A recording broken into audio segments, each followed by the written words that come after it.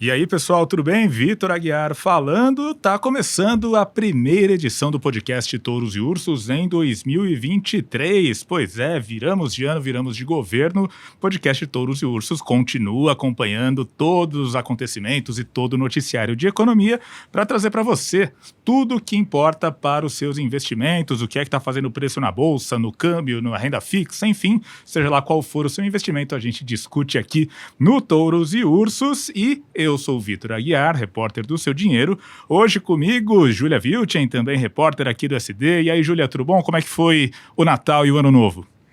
Oi, Vitor, tudo bem? Olá a todos os que estão nos ouvindo, nos assistindo.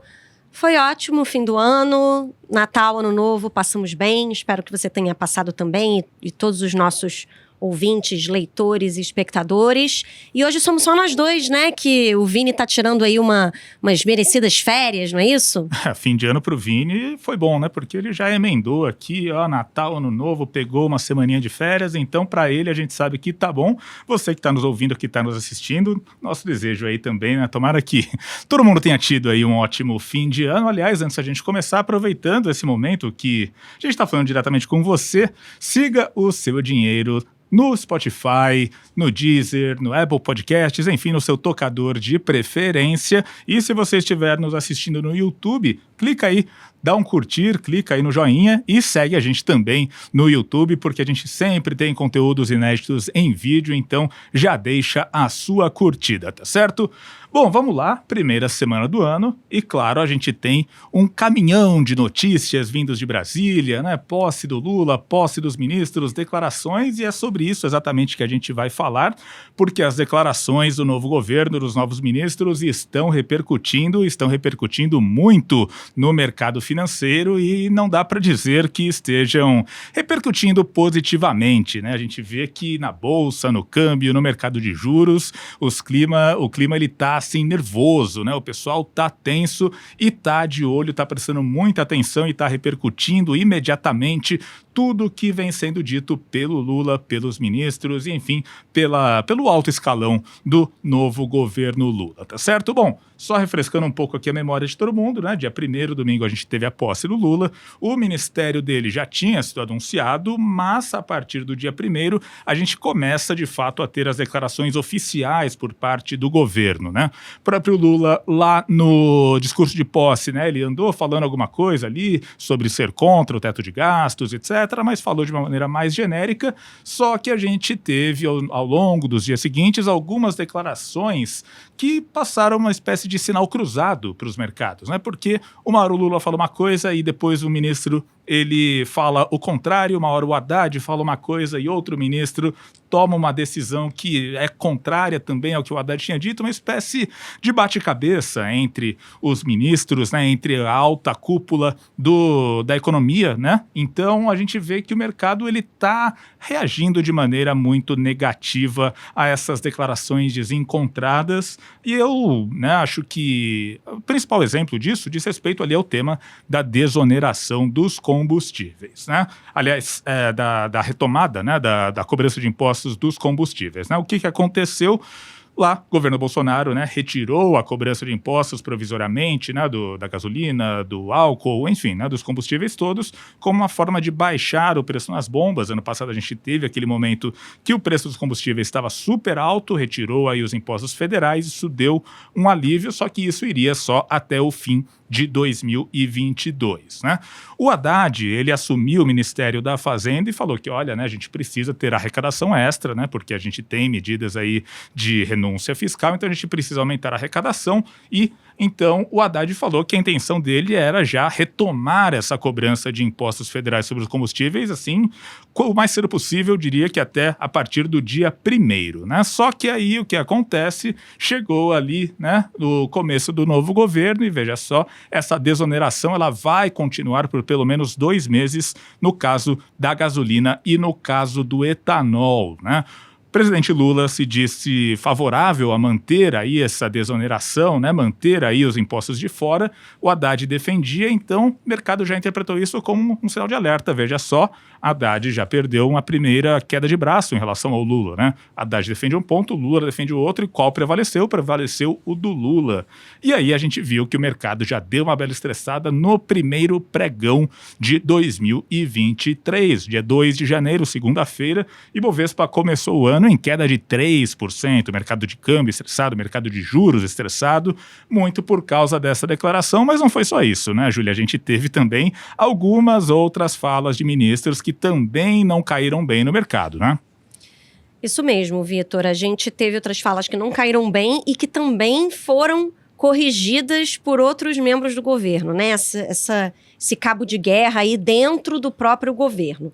Um exemplo bom aí que também mexeu com os mercados, né, é de quando o ministro da Previdência, o Carlos Lupe, tomou posse, né, no seu ministério, e no seu discurso ele afirmou, nessa semana que passou, que o governo precisa discutir o que ele chamou de anti-reforma da Previdência, se referindo aí à reforma da Previdência que foi aprovada pelo governo Bolsonaro em 2019.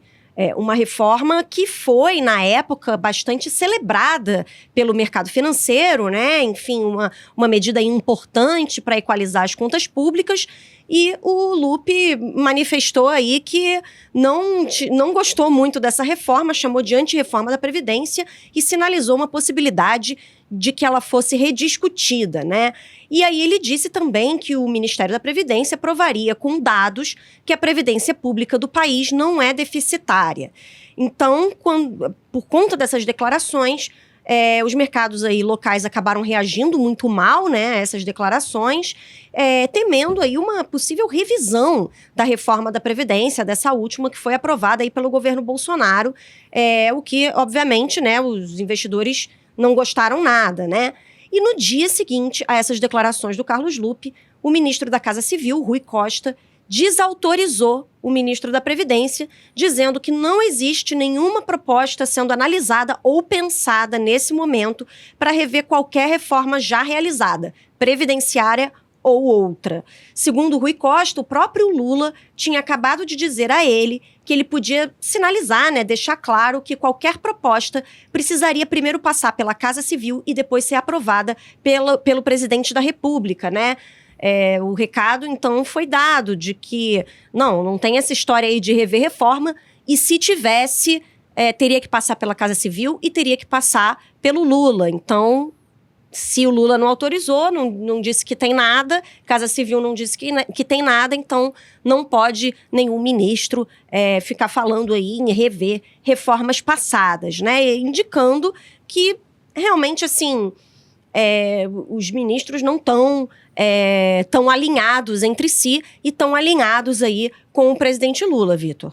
Não, né? E eu acho que muitas das falas, né, pelo menos ao longo dessa semana, né, conversei com algumas pessoas, com alguns gestores, né, e muita gente batendo nessa tecla da centralização de poder, entre aspas, né? Porque, claro, você tem ali os ministros indicados, você tem ali Haddad, Simone Tebet, o próprio Alckmin, enfim, né, muitas pessoas indicadas, pessoas que parte do mercado gosta, parte do mercado não gosta, enfim, né? Cada um faz a sua avaliação, mas me parece que existe esse temor de que, independente de quem é o ministro, né, no fim, a palavra que vale seria a do presidente Lula, né? Então, muita gente no mercado temeroso quanto a essa situação, que lembra, de certa maneira, os governos Dilma, né, em que a Dilma tinha, assim, um peso muito grande nas decisões das diversas pastas, né? E aí, uma outra questão que também fica muito em foco, né, pelo menos o pessoal que eu conversei, né, me trouxe nessas informações, é a questão do arcabouço fiscal e do teto de gastos, né? Todo mundo sabe que lá no fim de 2022 foi aprovada a MP da transição, e essa MP, né, permite ao governo Lula, né, ultrapassar o teto de gastos em 145 bilhões, né, 145 bilhões para o orçamento de 2023, no caso, né? Ou seja, a gente já parte desse pressuposto que vai ter aí esse estouro de pelo menos 145 bilhões. Então, ok, vai ter esse estouro. Como é que o governo vai lidar com isso? a maneira seria aumentando a arrecadação. Mas, se no caso dos combustíveis, né, não volta a cobrança de impostos federais que incidem sobre gasolina e etanol, ou seja, você por 2 meses, pelo menos, já não vai estar aumentando a arrecadação nesse fronte. E pelo menos por hora não foi anunciada nenhuma medida que seja aí uma espécie de compensação, né, que aumente a arrecadação. Ou seja, sabe-se que há um furo no teto de gastos, nesse valor da MP da transação pelo menos, mas ainda não tem nenhuma contrapartida fiscal, e aí o mercado vai ficando tenso. Por quê? Porque esse estouro, né, nos gastos do governo, ele naturalmente vai trazer aí um aumento nas expectativas de inflação do país, e isso deve fazer com que os juros, né, com que a Selic permaneça elevada por mais tempo, isso se não for necessário subir a Selic além do patamar que a gente já tem. Aliás, a respeito do tema de juros, né, tem a questão do efeito, né, que a continuidade da desoneração vai trazer. Por quê? Claro que para o governo não é interessante subir o preço dos combustíveis agora, porque é uma medida impopular, né? O governo acabou de começar e aí preço na bomba já sobe, né? Ninguém vai ficar feliz com isso em termos ali de aprovação popular para este novo governo. Então o governo tenta segurar ao máximo que o preço nas bombas suba. Qual que é o impacto disso? Ok, então a gente vai ter preços mais baixos de combustíveis por pelo menos 2 meses, ou seja, a inflação ela vai se manter mais baixa por pelo menos 2 meses. Só que o que acontece? Eventualmente, essa cobrança de tributos ela vai voltar. E quando ela voltar, aí a gente vai ter a inflação subindo, né? Inflação de preços administrados. Qual que é o problema? O problema é que trabalhava-se com um cenário em que isso aconteceria já em janeiro, portanto, já no começo do ano a gente teria um pico na inflação e depois ela iria começar a descer ao longo do tempo. Só que quando você prorroga essa desoneração, você está empurrando essa curva para frente. Portanto, lá em março a gente vai ter um pico. Ou seja, lá em março a gente ainda vai estar rodando com uma inflação alta e aí por isso é capaz que o Banco Central e é capaz que a Selic tenha que ficar elevada já prevendo este pico na inflação lá na frente, né? Então muita gente pondera que por causa dessa prorrogação na continuidade da desoneração dos combustíveis, a gente vai ter que lidar com uma expectativa de inflação mais alta no médio prazo, portanto, juros mais elevados. E aí, ainda nessa questão aí de formação do governo, Júlia, queria ouvir um pouco de você sobre essa chapa inusitada, no mínimo, que seria a chapa Haddad na Fazenda e Simone Tebet no planejamento, né? São as duas pastas que encabeçam a economia, né, no governo Bolsonaro. O Paulo Guedes, né, ele era ministro da Economia, era o superministro, esses ministérios todos eles foram aglutinados e agora eles foram desmanchados de volta. Então a gente tem Haddad na Fazenda e Tebet no planejamento, as duas cabeças da economia, mas são pessoas, são ministros que sabidamente têm visões diferentes, né, em relação a como conduzir a economia, né? O que é que você pode falar sobre isso para a gente, né? Eles, enfim, né? É água e óleo ou não? Dá para conviver? Como é que pode funcionar isso? Olha, Vitor, ainda é incerto, né? Como é que se essa parceria aí vai dar frutos entre o Haddad e a Tebet. Eu não vejo eles como antagônicos, como tendo visões antagônicas na economia, embora a Tebet ela esteja mais do lado, né, do preocupação com o fiscal e tudo. Historicamente, o Haddad ele não tem sido alguém... ele não foi responsável fiscalmente quando ele esteve no executivo, né, no passado. Então, não são... Ele não tem uma pecha assim de gastador, né? Apesar deles terem visões diferentes, não são completamente opostas, né? A própria Simone Tebet, né, quando assumiu o Ministério do Planejamento, ela reconheceu que ela tem suas divergências com Fernando Haddad e com outros aí, ministros que compõem, né, essa parte econômica aí do executivo, mas pelo menos ela, por enquanto, não está preocupada com isso, né? Ela disse no discurso dela que ela falou para o Lula que ela tem divergências na economia com o Haddad, Alckmin e a Esther, né? Enfim, divergências econômicas. Ela disse, o Lula me ignorou como se dissesse: é isso que eu quero, sou um presidente democrata, quero diferentes para somar, pois assim que se constrói uma sociedade democrática. Aí fica a dúvida, né, se ela interpretou demais o silêncio do Lula, assim, de uma forma muito otimista, né, ou se é isso mesmo, né, porque pode ser que seja o oposto, pode ser que os temores que o mercado tem tido e muitos analistas políticos têm sinalizado de que, no fim, todas as decisões vão ser centradas no Lula e, se ele não der o ok, os ministros não vão levar a cabo, né, os seus projetos, né, as suas propostas. Pode ser que seja isso, né, no fim das contas, né? Então, esse silêncio do Lula pode ser um aval para as diferenças, né? Sim, quero diferenças de opiniões no governo, ou não, pode ser, não importa se vocês têm diferenças, porque no final quem dá a palavra final sou eu. Então isso, o tempo é que vai mostrar mais o que a gente tem visto nesse bate-cabeça dos ministros, que vem sendo aí desautorizados pela presidência da República, que por enquanto o Lula está dando as cartas mesmo nessas decisões, e até a forma como o Ministério do Planejamento foi oferecido, né, para Simone Tebet, deu a entender isso, né? Porque ela queria outro ministério, um ministério da área social, ficou muita discussão por muito tempo sobre qual ministério ia ficar com ela, e no final ela ficou com um planejamento que não era a primeira opção dela, né? Então, fica a dúvida, né? Realmente o Lula vai querer opiniões divergentes e uma frente ampla, ou vai fazer um governo do PT, um governo bem de esquerda, que é, no momento, o que vem se delineando, né? Então, Haddad e Tebet, talvez eles se entendam, né? Mas o problema é que talvez, quando chegar na hora do presidente da República decidir, é que eles terem divergências ou concordâncias não vai fazer muita diferença. Não, né? E quando a gente pensa, por exemplo, na corrida eleitoral, né? Pensando já em 2026, né? Já indo bem para frente. Haddad e Tebet, neste momento, aparecem como potenciais candidatos, né? O Haddad, né, é sabido, né, que o Lula vê no Haddad um possível sucessor ali dentro do PT, né, como sendo a pessoa que vai, de fato, né, conduzir o partido depois que ele, Lula, né, já não estiver mais ali na vida pública.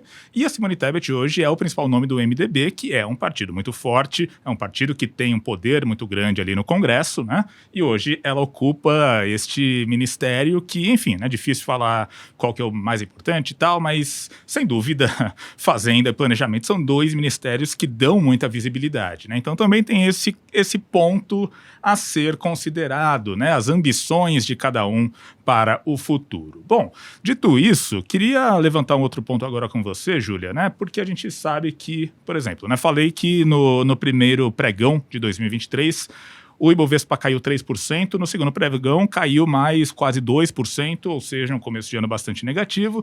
Tem recuperado um pouquinho ali e tal, mas enfim, né, um sentimento muito pesado por parte do mercado. Dólar em alta, curva de juros abrindo, principalmente os vértices mais longos, né? Mas aí a gente também vê que tem muita gente fazendo algumas ponderações que são válidas, no sentido de que, ora esse governo batendo cabeça. Governo Bolsonaro batia a cabeça também. Bolsonaro e Guedes, eles batiam cabeça toda hora. Guedes queria uma coisa e tinha que engolir aí muitas medidas com as quais ele não concordava, né?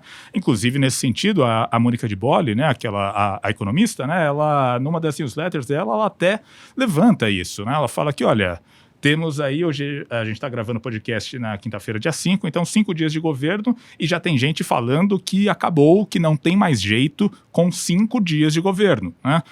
Será que o pessoal está sendo muito drástico, pelo menos o pessoal do mercado, ao ter essas reações tão negativas, né? Eu, particularmente, acho que, sim, eu acho que, de certa maneira, sabe, cravar, né, com todas as letras, não tem mais jeito, não, putz, acabou, não dá mais, zera toda a posição, me parece algo um pouco drástico demais, né? Me parece que, existem oportunidades boas, né? E aí, pensando, assim, independente de governo, independente de política econômica, né?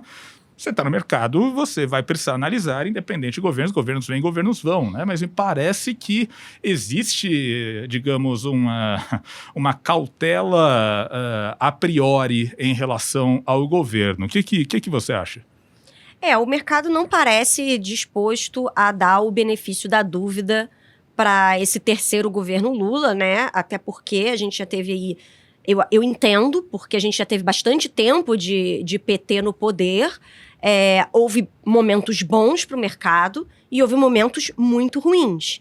Então, eu acho que é aquela coisa também do gato escaldado que tem medo de água fria, né? Então, qualquer coisa aí que pareça um ruído ou que pareça um retorno a políticas já fracassadas de governos anteriores do PT, tende a fazer, né, o mercado reagir negativamente com mais força. Pode ser um exagero, mas eu acho que não é um exagero sem razão, vamos dizer assim, né?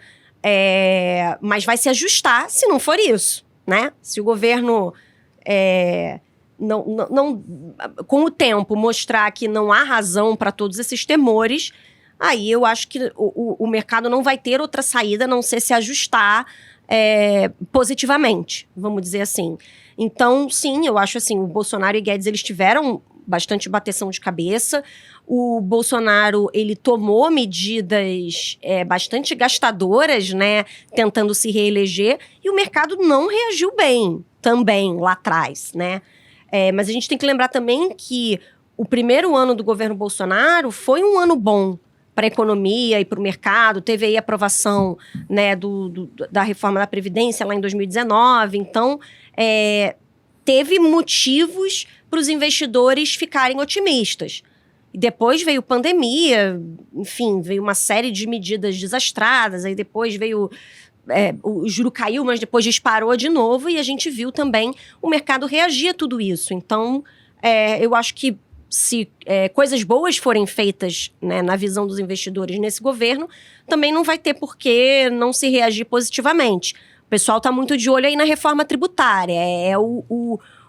A sinalização que o governo Lula deu, que o mercado gostou mais até agora, né? E botou a pessoa que o Lula botou para tocar isso no governo, que é o Bernard Api, é alguém bem visto também. Então, se tiver uma boa notícia aí nesse fronte, eu acho também que a Bolsa vai destravar valor, que os juros vão cair, enfim, não vejo por que não. Não, né, muita gente aí, né, vendo o Twitter e vendo, enfim, né, comentários das pessoas, né, falando, não, porque o mercado financeiro tal, né, cai, mas aí quando o Bolsonaro não comprou vacina, onde estava o mercado financeiro, quando o Bolsonaro fez não sei o quê e tal. Na verdade, é isso que você falou, quando foram feitas coisas ruins no governo Bolsonaro, o mercado caiu, né? Que, enfim, né, agora... Eu diria que neste começo de governo Lula, né, a questão da reação do mercado, ela tem ocupado bastante as manchetes. Mas lá atrás, quando o Bolsonaro tomou medidas gastadoras, quando tomou medidas de impacto ruim para a economia, né, a gente viu o mercado reagindo negativamente. Máxima histórica do dólar em termos nominais foi durante o governo Bolsonaro. A gente viu, né, a curva de juros subindo de 2 para 13,25 no governo Bolsonaro. Então, enfim, né, a gente sabe sim que o mercado ele reage de acordo com o que ele é disponibilizado em termos de informação a respeito do futuro, e diria que as reações elas têm uma base racional. Talvez elas sejam exageradas, mas elas partem de um pressuposto, e o pressuposto é o que está chegando em termos de informação. Bom, dito isso, vamos para a segunda parte do nosso programa, a parte em que a gente fala um pouco dos touros e dos ursos, ou seja, quem está indo bem e quem não está indo tão bem neste começo de 2023, nesta virada de ano. Vamos começar falando de quem foi bem. Vai, Júlia, quem que é o seu touro desta primeira semana do ano? O meu touro da primeira semana do ano, eu queria focar os meus touros e ursos no desempenho dos investimentos em 2022, já que a gente não falou ainda no podcast do balanço anual dos investimentos. E o meu touro da semana, na verdade, é o touro de 2022, que é o Tesouro Selic, aquele título público indexado à taxa básica de juros, que foi o melhor investimento no Brasil, né, entre os investimentos mais populares aí entre as pessoas físicas, foi o melhor investimento do ano passado, com uma alta aí superior a 12%, quase 13%, acompanhando aí essa escalada da Selic que a gente viu no ano passado até chegar a essa máxima aí, o que parece ser a máxima do atual ciclo, de 13,75% ao ano. Então, quem deixou o dinheiro ali paradinho na renda fixa mais conservadora no ano passado teve o melhor desempenho entre os principais investimentos, que foi de quase 13% acima do IPCA, né, da inflação oficial, que o mercado prevê que vai fechar 2022 em 5,64%. Então, ganhou aí dinheiro acima da inflação, significa que ficou um pouquinho mais rico, Vitor. Tá certo. Pro meu touro desta semana, eu vou falar um pouco sobre a Multiplan, a operadora de shopping centers, porque Multiplan ela acabou de reportar aí a sua prévia operacional do quarto trimestre, portanto, os números fechados do ano de 2022, e foram números bastante positivos, né? Multiplan, ela bateu um recorde de vendas em 2022, vendeu aí 20 bilhões ao todo, e ela teve, né, outros indicadores também, outros indicadores operacionais bastante positivos aqui neste período, né? Além das vendas em si, também teve uma alta de 22% na comparação com 2019, ou seja, comparando com o período pré-pandemia, o que mostra, então, que a Multiplan, né, ela conseguiu já atingir um patamar de vendas ali que é superior ali a toda a crise da Covid-19. Claro que quando a gente olha trimestre a trimestre, dá para ver que o quarto trimestre ele foi um pouco... ele mostra uma espécie de desaceleração, né? O último trimestre não está sendo muito bom aí para o setor de vendas, para o setor de comércio como um todo. A Black Friday já tinha indicado isso, mas ainda assim um resultado muito positivo da Multiplan. E, aliás, Multiplan é uma das ações indicadas para o mês de janeiro aqui pelos analistas que foram consultados pelo Seu Dinheiro. A matéria completa está lá no nosso site, matéria da Larissa Vitória, e tem, além da Multiplan, um outro papel, mas aí eu deixo para vocês entrarem lá no site e descobrirem, tá certo? Vamos falar então agora sobre os ursos. Quem não tá indo tão bem assim, quem que a gente tá olhando e fazendo aquela careta. Júlia, seu urso desta semana. Meu urso da semana, que é o urso de 2022, me mantendo aí no tema do balanço dos investimentos do ano passado. Na verdade, são dois, né? Os dois piores investimentos do ano passado, de 2022. O Bitcoin, que teve uma queda de 66% em reais. E, para ficar entre os ativos mais tradicionais, o Tesouro IPCA 2045, que é um título público atrelado à inflação, que teve uma queda de quase 12% no ano passado. Bom, o Bitcoin, a gente já trouxe as criptomoedas aí, algum assunto relacionado a criptomoedas várias vezes como urso, aqui no Touros e Ursos ao longo de 2022, né? Porque além do cenário macroeconômico negativo, né, com alta de juros nos países desenvolvidos, principalmente nos Estados Unidos, né, o que faz com que os investidores saiam correndo desses ativos mais exóticos, mais arriscados, como são as criptomoedas, a gente teve uma série de eventos muito negativos, pontuais de criptomoedas no ano passado, começando com a derrocada do protocolo Terra e uma quebradeira de empresas que tinham grande exposição a essa criptomoeda, e depois a quebra da FTX ou FTX Exchange, aí, segunda maior corretora de criptomoedas, que simplesmente quebrou, né? E agora os seus dirigentes estão enfrentando aí acusações criminais, estão encarando a justiça americana. Então a gente teve aí uma série de casos que contribuíram junto com a alta de juros nos Estados Unidos para derrubar as criptomoedas, inclusive a principal criptomoeda do mundo, que é o Bitcoin. E o Tesouro IPCA é um título de longo prazo, né? Esse 2045 é o mais volátil que tem no Tesouro Direto atualmente, né? E ele sofreu aí com a alta dos juros futuros no Brasil, com o aumento do risco fiscal que a gente viu aí em ano de eleição, aumento de gastos, novo governo do PT, enfim, o mercado começou a ver um risco fiscal aí aumentado, os juros futuros longos dispararam e aí os preços dos títulos atrelados à inflação, principalmente os mais longos, caem, né? O preço de mercado. Lembrando que esse tipo de investimento paga uma remuneração acima da inflação e para quem carrega ele até o vencimento, essa pessoa recebe exatamente a rentabilidade contratada, né? Essa queda aí que a gente vê no preço de mercado acaba sendo realizada só para quem vende o título antecipadamente. Mas enfim, as 2 lanternas do ranking do ano passado são os meus ursos da semana.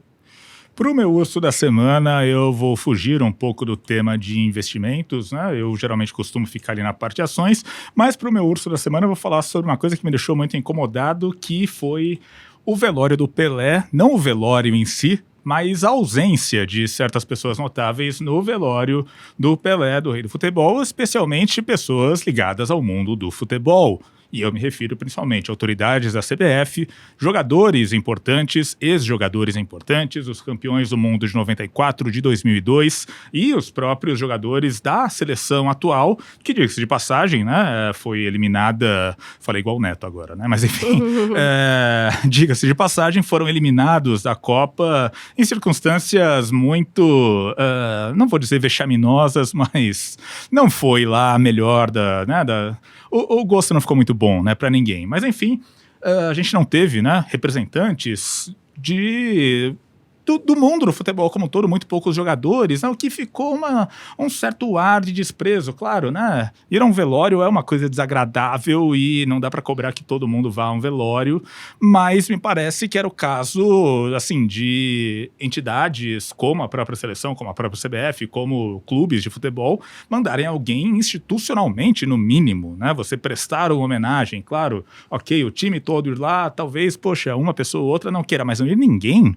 Não ir ninguém foi, assim, eu acho que é vergonhoso e eu acho que é, assim, uma coisa que mostra até um desrespeito a uma figura que é histórica para o país. Claro, pessoalmente, o Edson Arantes do Nascimento teve aí uma série de atitudes ao longo da vida que muita gente pode não gostar, etc., mas a importância da figura Pelé enquanto jogador é indiscutível e não sei, ficou uma coisa no ar meio esquisita, como se muita gente não quisesse estar associado àquele momento, mas enfim, me parece que foi só mais um fator que justifica o afastamento do torcedor brasileiro da figura da seleção e do futebol brasileiro. Me parece que foi, assim, muito, muito negativo, né, a repercussão disso tudo. Eu acho, Vitor, que isso mostra uma desconexão dos jogadores, dos dirigentes de futebol atuais com o mundo do futebol, né? E, sim, se o torcedor brasileiro já tinha essa sensação de que o cara não tá lá para jogar bola de fato, agora ele confirmou que ele não está conectado com o mundo de futebol, porque se não está conectado com a figura mais importante da história do futebol mundial, que é o Pelé, então tá fazendo o quê ali, né? Então realmente, eu acho que confirmou essa sensação ruim que o torcedor brasileiro médio tem tido aí nas últimas Copas. Não, com certeza. Bom, então, com essa nota negativa, a gente encerra o podcast desta semana, mas né? Vamos deixar isso para lá e vamos encerrar bem o programa, este primeiro programa de 2023, hein? Júlia, muito obrigado por estar conosco, obrigado por mais uma semana aqui no nosso podcast. Obrigada, Vitor, obrigada a todos os que nos ouviram, nos assistiram e encerramos aí com um urso muito chato, mas eu queria deixar aí um feliz 2023, na verdade, para todo mundo, para nós aqui, para quem nos acompanha, e que venham mais coisas boas do que coisas ruins, mais touros do que ursos ao longo aí desse novo ano. É isso aí, o nosso desejo para você que nos escuta, que nos ouve, é exatamente esse, que 2023 seja um ótimo ano para todos nós.